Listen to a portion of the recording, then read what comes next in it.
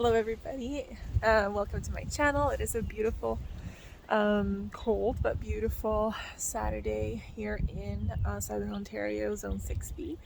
And I came out here because, well, for you guys, but also because I need a seed starting mix and I'm out. And I have this very large bag of perlite that I purchased a couple years ago because it is more economical, and don't mind my messy shed, but it's more economical than having to consistently buy potting mixes and soil mixes, and I can just kind of like blend it in when I need more drainage and more airiness and lightness to my mixes. So here we are at my little outdoor gardening bench that is covered in snow, but it's okay because it's sunny. So we're gonna be okay, and we won't be here very long. So I'm just going to put you right there, and we're going to kind of walk through how I start my seed starting mix. And the first thing that you need is just a container. Any container will do. It does not have to be clear, it can be opaque. I just happen to have this one lying around, and it's a good size for me to kind of go through a pretty usable batch of seed starting mix at this point. And what I'm using, you can just go and buy a seed starting mix, or any potting mix will do. You're just gonna have to get rid of some of the bigger chunks in there so your seeds can kind of pop up. But you don't have to do this. This is what I do because I just find it's a little bit cheaper, and I like knowing what is going into my seedlings, and not having to kind of worry about, if there is any additives or, what I'm paying for when I don't actually need it. So I chose to get a pack of coconut coir bricks. So they kind of look like this. There was 3 in here, now there's 2.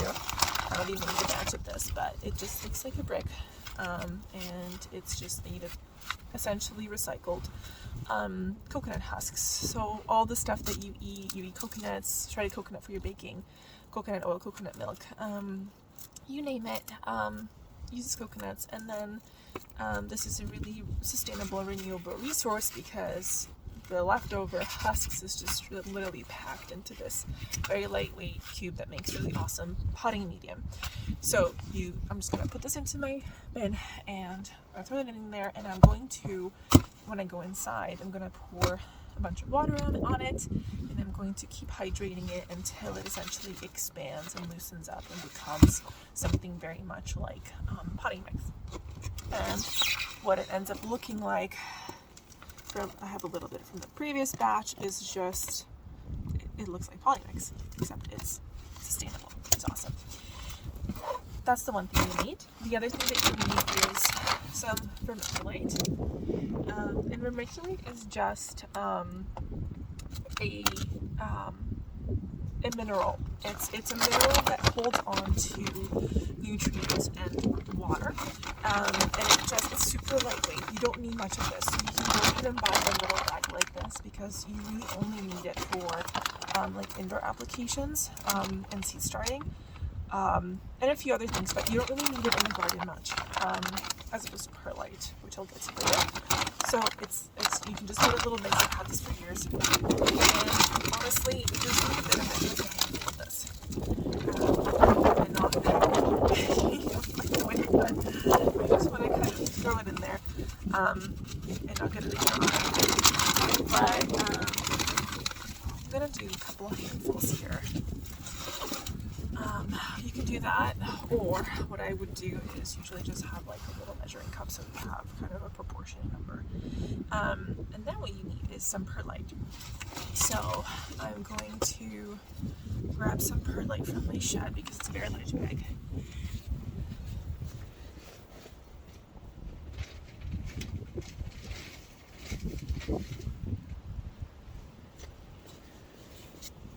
And with perlite, it is very dusty, so you don't want to breathe it in. I should be wearing a mask, but I figure since I'm outside and it's kind of windy, I'm not going to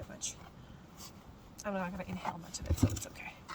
So about yay much, so you want it to be nice and airy and not breathe it in, as I said I wouldn't. So you end up with something like that. And from here, I'm just going to take this inside and pour some water on it, let that brick expand, let everything kind of amalgamate, and then I'll show you the final result.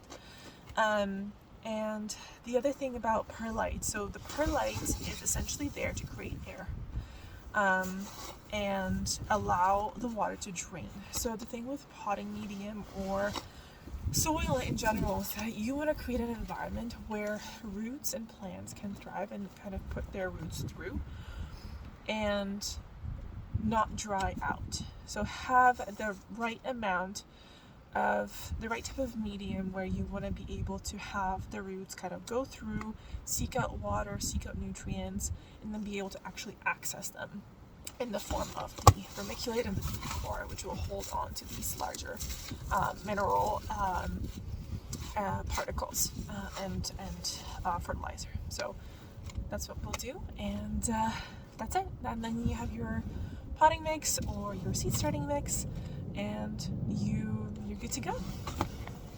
Okay, so here we are in the safety and warmth of the indoors, and here's the coco coir block that you guys saw minutes ago, and I just poured a bunch of water on it with my trusty pitcher, and we measure with our hearts here. Like, you will see, like, it will start to crumble apart pretty quickly.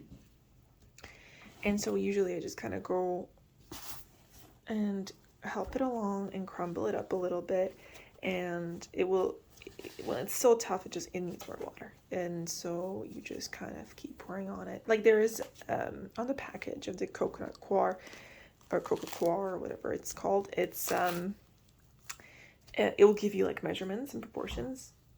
We just measure with our hearts. Okay, so I'm just gonna get some more water and keep pouring it until it looks more like this. And then the vermiculite and the perlite and everything will just kind of give that a mix with your hand. You can use a spoon or little spade, or you can put gloves on. But none of this is harmful. It won't do anything to your hands. So I just give it a mix. Hey, so here we are with the finished mix. Just wanted to show you guys, I've just kind of been mixing it around to make sure that you get the vermiculite and the perlite and the coco coir well amalgamated. It should look pretty consistent. This is the sort of consistency that you're going for. You just want to have speckles throughout. You want to have speckles, and you want it to feel kind of loose and airy, and just have like a nice speckled consistency. I like to kind of get in there on the bottom and scrape it up, just because by nature of me throwing in the ingredients individually at first and then putting in water, they might clump up on the bottom. So I just want to make sure that we're kind of well mixed.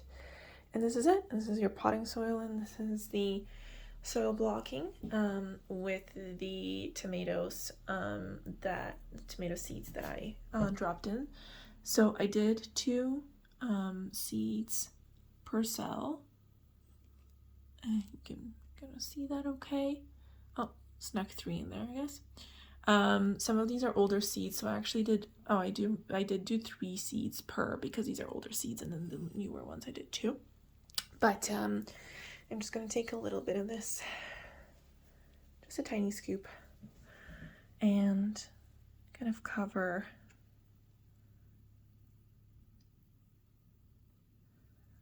that up a little bit more, just to make sure that the seed is tucked and in contact with soil, because that's what's going to keep it moist, so that it can